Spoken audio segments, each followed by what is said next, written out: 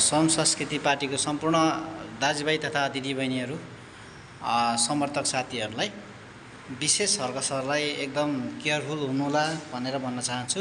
किन भन्दाखेरि सम संस्कृति पार्टीले लगभग धेरैवटा काम राम्रो गर्नुभएको छ। सरसफाइ विभिन्नवटा ठाउँमा गर्नुभएको छ।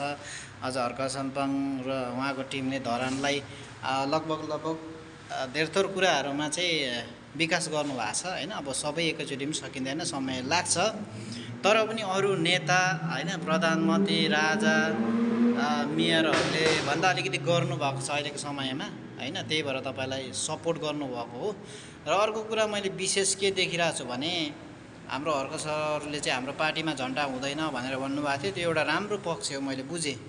तर चाहिँ अर्को पक्ष के देख्दाखेरि अब श्रमदानमा प्राय टी सर्टहरू चाहिँ अब बाहिरको मान्छेहरूले हैन सपोर्ट गर्नुभएको छ। त्यो राम्रो पनि हो। तर पनि मैले देख्दा चाहिँ के हो भन्दाखेरि त्यो भन्दा पनि बाहिरबाट आएको जति पनि अब सहयोगहरू हुन्छ, सहयोगी मनहरू, दाजुभाइ दिदीबहिनी नेपाली भाषीले हर्क साम्पाङ सरको कामहरू हैन, हरेक कुराहरू देखेर चाहिँ माया गरेर जुन पठाउनु भएको रकमहरू, सहयोगहरू छ नि, त्यो रकम सहयोगहरू चाहिँ भर्सक सकेसम्म चाहिँ हर्क साम्पाङ सरको एकाउन्टमै लगाइदिनु होला। बाहिर जति पनि सहयोग गर्नुभएको छ सहयोग मनहरूलाई त्यो रिक्वेस्ट गर्न चाहे एउटा कुरा हैन, सकेसम्म। र अर्को कुरो के भन्छु भने टी सर्ट छाप्नु, त्यहाँ टी सर्टमा लेखेको कुरा र टी सर्टहरू हरेक कुरा गर्दा अलिकति खर्च आएको हो कि त्यो खर्चलाई चाहिँ बरु हामीले बचाएर कुनै ठाउँमा बाटो राम्रोसँग बनिएको छैन, कुनै ठाउँमा चाहिँ तपाईँको कहीँ जानु पर्दाखेरि पुल समेत छैन, खोलामा डोरीमा झुन्डेर गइरहेको देखेको छु मैले हैन। डोरीबाट खोलावारी खोला पारी गरेको देखिरहेको छु। अब त्यो यथार्थ हो या चाहिँ अब बनाएर हालेको त्यो मलाई पनि राम्रोसँग थाहा छैन। तर त्यस्तो चाहिँ हो भने त्यो रकमहरूले चाहिँ त्यस्तोतिर पुलहरू बनाइदिउँ भने, बाटोघाटो बनाइदिउँ भने हैन, अझै राम्रो हुन्थ्यो कि जस्तो लाग्यो मलाई हैन। हुन त अब श्रमदान गर्दाखेरि अब कसले गर्यो कसले गरेन हैन भन्ने कुरा पनि हुन्छ होला नि। त्यो एउटा टी सर्ट लाउनु पनि भएको होला र विशेषता अरू पनि होला। तर पनि अब श्रमदानको लागि त जसले जे अब लुगा लाउँदा पनि भइहाल्यो, त्यसमा त्यो उयो लाउनै पर्छ भन्ने छैन। तर एउटा सम संस्कृतिको पार्टी हो भनेर चिनाउनुको लागि पनि हुनसक्छ हैन। त्यसको लागि अरू सानो केही व्यवस्था गर्दा पनि हुन्छ हैन।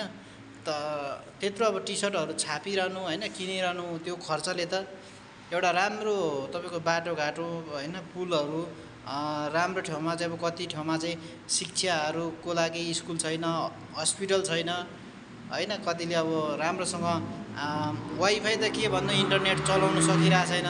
त्यस्तो ठाउँमा चाहिँ त्यो बाहिरबाट आएको सहयोगहरूलाई चाहिँ कलेक्सन गरेर चाहिँ राम्रो तरिकाले चाहिँ अब जति पनि श्रमदाताहरू हुनुहुन्छ सबैजना मिलेर पुलहरू, बाटोघाटो हैन, हस्पिटल, स्कुल बनाउन पाइयो भने अझै बेस्ट हुन्छ कि जस्तो लाग्छ मलाई। मेरो इच्छाको कुरो है यो चाहिँ, मैले अब त्यो गर्नैपर्छ भन्नु खोजेको चाहिँ हैन। तर त्यसो गर्दा अझै राम्रो हुन्छ कि भने जस्तो लागेर मात्रै मैले भने हो। हुन त अब सहयोगी मनहरूले दिनुभएको, उहाँहरूले अब जे सोचेर दिनुभयो त्यो उहाँहरूको इच्छा हो। तैपनि मैले देख्दा चाहिँ खर्च चाहिँ हामीले पैसा चाहिँ त्यसरी बचाएर अझै त्योभन्दा बेस्ट काममा लायौँ भने अझै बेस्ट हुन्छ कि भनेर के। र कति साथीहरूले अब हर्क साम्पाङको टिम हैन, तपाईँको श्रमदाता गर्ने व्यक्तिहरूलाई भनेर अब उहाँहरूको हर्क साम्पाङ भन्दा पनि उहाँहरूको अब सदस्यलाई चाहिँ खर्चहरू हैन, सहयोगहरू गरिरहनु भएको छ। त्यो चाहिँ एकदम केयरफुल गरेर गर्नु होला। अब कति त राम्रो पनि हुन्छ, कतिले चाहिँ अब तपाईँको सहयोग आएको खाइदिने पनि हुन्छ, या अब अलिअलि काममा लगाएको जस्तो गरेर हैन 50,000 आयो भने 25,000 चाहिँ लगाएर 25,000 खाने पनि हुन्छ है, नहुने होइन। तर देखिँदैन। त्यो भएको कारणले अहिलेको जमानामा कसले कसलाई विश्वास गर्ने भन्ने जस्तो पनि हुन्छ। अब सम संस्कृति पार्टीमा नहुनु पनि सक्छ, हुनु पनि सक्छ हैन। त्यसो भन्दैमा रिसाउनु चाहिँ नरिसाउनु होला। हुनसक्छ भन्ने कुरो के, हुनसक्छ भन्ने कुरो, त्यो कुरा चाहिँ हामीले सोच्नु पर्यो क्या। यदि त्यस्तो भइहाल्यो भने चाहिँ भोलिको दिनमा हर्क साम्पाङको त्यसै पनि मान्छेले खुट्टा तानिरहेछ हैन, अझै तान्छ क्या। त्यही भएर चाहिँ पहिला नै एकदम केयरफुल हुनुपर्छ है मेयर साहब भनेर मैले चाहिँ जानेको। मेरो चाहिँ अब आज दिनभरि मैले सोचेको कुरा है, यो चाहिँ मनमा लागेको कुरा है, सेयर गरेको हो। त्यो भएको कारणले त्यो कुरालाई चाहिँ एकदम मध्यनजर गर्नु होला। कति अब धेरै साथीभाइ दाजुभाइ दिदीबहिनी विश्वभरिमा छ नेपाली लगभग उहाँहरूले चाहिँ तपाईँहरूको जुन मेहनत देखेर चाहिँ सहयोग गर्नुभएको छ, त्यो दुःख पीडाहरू देखेर सहयोग गर्नुभएको छ। उहाँहरूले पनि विदेशमा त्यतिकै त्यो कमाएको पैसा होइन, त्यो भएको कारणले तपाईँहरूको दुःख देखेर उहाँहरूले आफ्नो दुःख बिर्सेर तपाईँहरूलाई सहयोग गर्नुभएको छ। त्यो सहयोग गरेको कतिले त्यतिकै उडाइदियो भने होइन, बिना काम फोकटे गोजीमा हालिदियो भने नराम्रो हुन्छ। त्यो भएको कारणले एकदम केयरफुल रहनु होला। पठाउने साथीहरूले, सहयोग गर्ने साथीहरूले पनि केयर गर्नु होला र लिने साथीहरूले पनि।